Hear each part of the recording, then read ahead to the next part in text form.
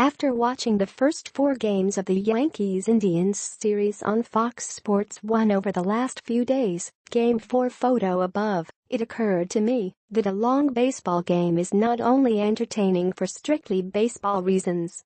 It is also beneficial, because once you are engaged with one of these epic games, the activity of brainlessly grazing up and down the cable lineup for something to watch can be set aside for a night for as long as 4 or 5 hours.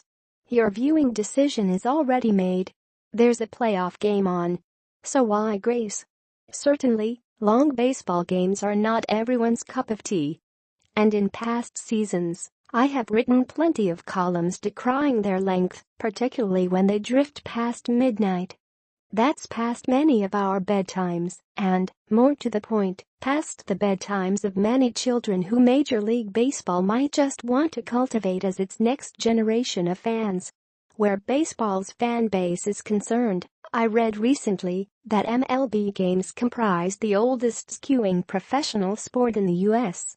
More and more today, baseball is a strategic game punctuated occasionally by action.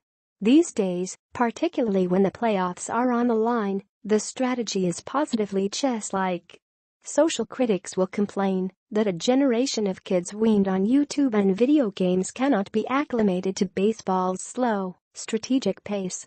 To which I reply, what about all of those feel-good chess movies that come out every once in a while in which kids are seen becoming enthralled by an expert in chess? Perhaps the ins and outs of pitching changes can be positioned in such a way that baseball can become the thinking kids' game. Besides, when there is a break in the action in a playoff game, the telecast's director gives you plenty to look at.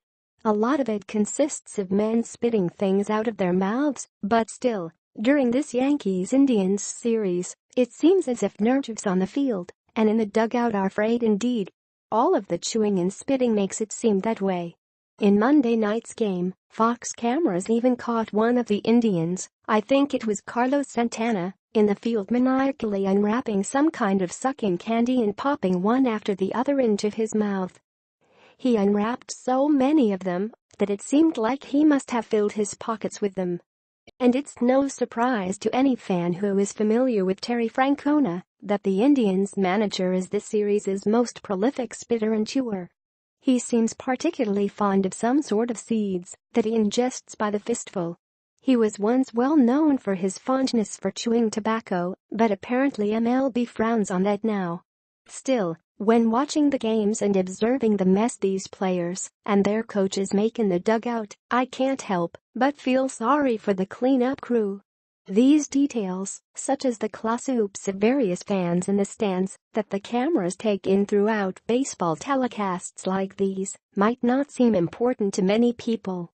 But baseball telecasts have a way of drawing you into the game and its surroundings like no other professional sports telecasts.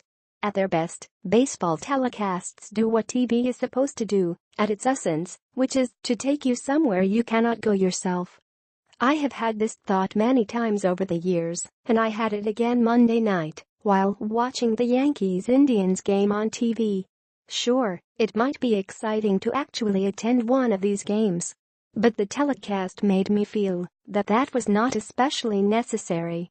And when it was over, all I had to do was turn off the light and go to sleep.